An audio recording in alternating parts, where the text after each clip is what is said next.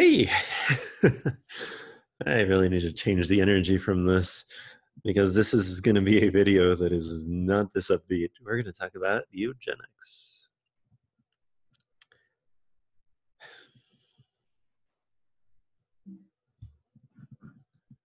So the outline for this is relatively clear. I'm just going to give you some background, then a little bit of theory to try to understand what eugenics is. Then we'll talk about places that have done the eugenics in the United States and in Germany. And then we're going to wrap up with the fall of eugenics. This is going to be important for the next two lectures. And I guess everything is important for the final lecture on the future. So let's get into it. There's a man named Herbert Spencer, who in the 1800s, a lot of people thought was going to be the most important philosopher and scientist of their time. He had some ideas about how society should work. He had some ideas like all across economics, society, psychology, all over the place. He read Charles Darwin's book when it first came out and instantly adopted it to his worldview. He even came up with a very brief summary of the theory, survival of the fittest, which Darwin then incorporated in the second edition of Origin of the Species. It's unclear whether Herbert Spencer truly understood Darwin's theory, but he said as much. He said he had these views, although he had these views before he read Darwin's theory, just smushed Darwinian evolution to them. He was also inspired by Malthus, like Darwin was. Malthus thought that there was always going to be poverty and there will always be struggle, and helping poor people would only make them live longer, which would create more poor people, blah, blah, blah. So you should not do that. There's reasons that that's wrong, which I go into in other classes that I teach, but for the purposes here, the point is that he certainly, Herbert Spencer certainly believed this. He had a bunch of views that I think people at the time genuinely believed. Keep in mind, this is the 1800s. Europe is very racist at this time. Race, the way we understand it in the American West, or in the United States anyway, it largely comes around during modernity, post discovery of the New World. And so there's some racialized views here. But in England at the time, it's a relatively homogenous society. And so they tend to think about other differences within them. They like to, there's always a marginalized group you can find somewhere to, or a group you can find somewhere to marginalize. So for them, it was lower class people, which is not necessarily the same as poor people. You could be poor and lower class or rich and lower class. Same with rich. It's just different. It has to do with historical wealth. So social sciences at the time believed that nurture could not overcome nature. If you were poor, if you were an imbecile, whatever, you just could not, no amount of raising could make you better. And Spencer had a theory that he applied to this that was quasi-evolutionary, in that human societies were hierarchical, and it was the culture that was evolving and the biology that was stable. And so because of that, what we needed to do was realize that certain people were just better, and in certain societies they were just better. Again, I don't believe this.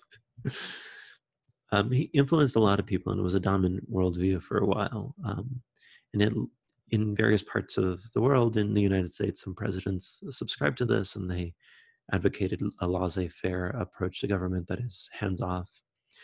Other people thought, no, what we should do is more hands-on government.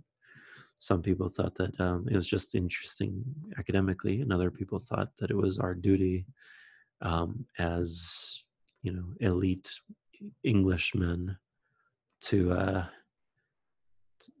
make everybody get as close to us as possible, to like destroy their cultures, to make them more like ours.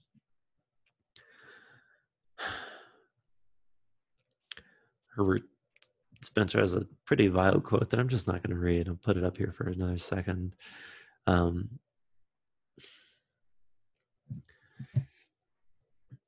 At the same time, there was a view that's a little bit more biological than Herbert Spencer's social Darwinism, where it doesn't treat the biology as static, but instead says that we should use our culture to change our biology. Francis Galton studied lots and lots of twins, imbeciles, and some of his pioneering work was in judges, right? People who were in the judiciary. And he thought that there was such a difficult job that nobody could get there because their parents recommended them, that you had to be super duper competent to do it. You had to be really, really smart. And it turns out that when you look at judges, you are more likely to be a judge if your grandfather was a judge, and you're really more likely to be a judge if your father was a judge. And he saw this as evidence that genius was hereditary, because there's no way that parents just smuggled their children in over equally or more qualified applicants to become judges. There's no way that that happened. Galton famously tried to bring, and succeeded in bringing some mathematics to biology. He studied distributions, he studied norms. Regression to the mean is a view that goes back to him. He thought that there was a consequence from Darwin's worldview that even Darwin wasn't really willing to accept. And that was that the progress of civilization was threatened by the high reproductive rates among the poor, weak, and sick. And so what we should do is use our culture to stop that trajectory. So let's talk about his worldview next. Eugenics is a view that Francis Galton coins. Eu comes from the Greek root for good. Genics is the word for Genesis, right? So from origin, good breeding, basically. The goals of eugenics were to select desirable characteristics to improve future generations. To improve humans through selective breeding, preventing other kinds of breeding, sterilization, and sexual hygiene, which was a big part of this. It grew in popularity towards the end of Galton's life, and especially in the 30s and 40s, as it was embraced by Nazi Germany. But Galton was a big believer in something called positive eugenics, not negative eugenics. We'll talk about that next. What I do want to point out before we move to the next slide is looking at the different terms that we had for people that we thought were undesirable in some way, intelligently. Morons, imbeciles. These were people that had various degrees of mental development.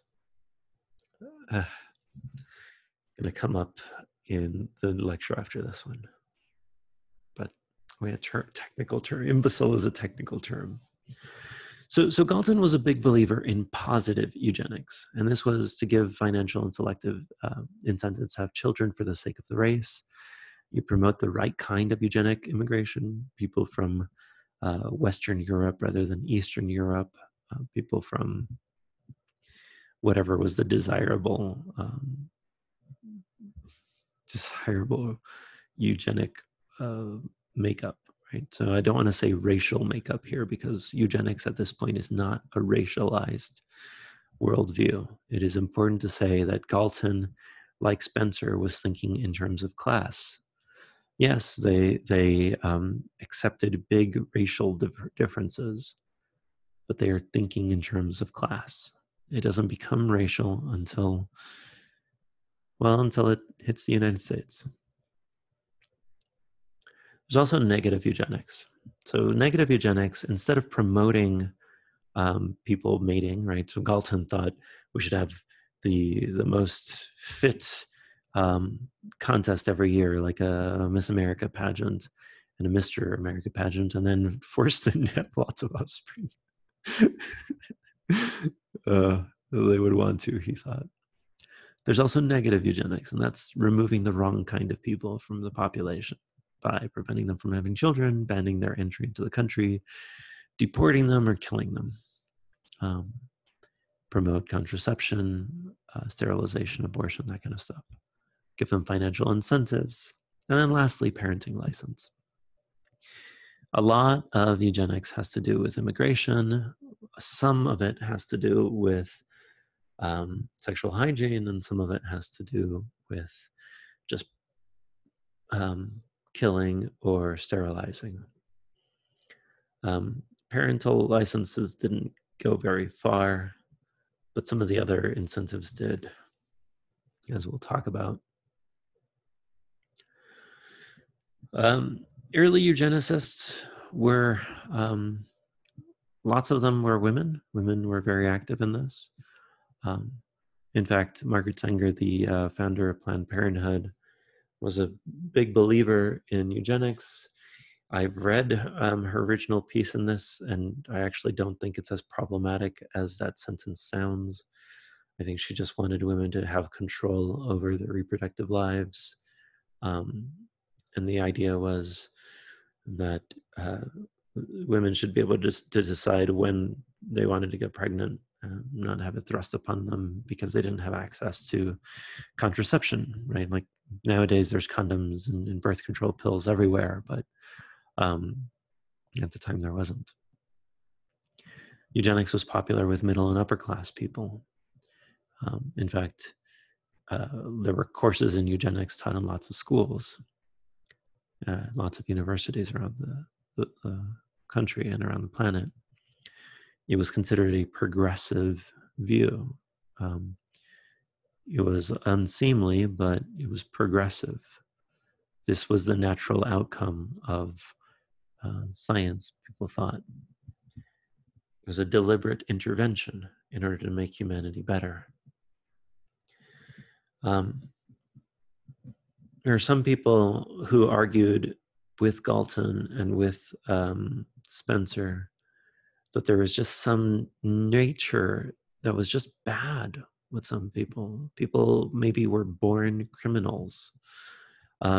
Cesare Lombroso actually thought that there was ways of telling when people were going to be criminals, namely if they were left-handed, which obviously is so true. I'm just kidding. Receding forehead, large ears, square and projected chin.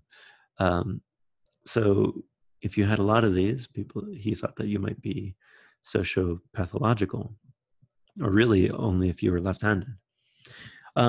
He had a major influence on eugenics. And eugenicists like Lombroso and others thought that you could identify all sorts of traits from just certain measurements of your body.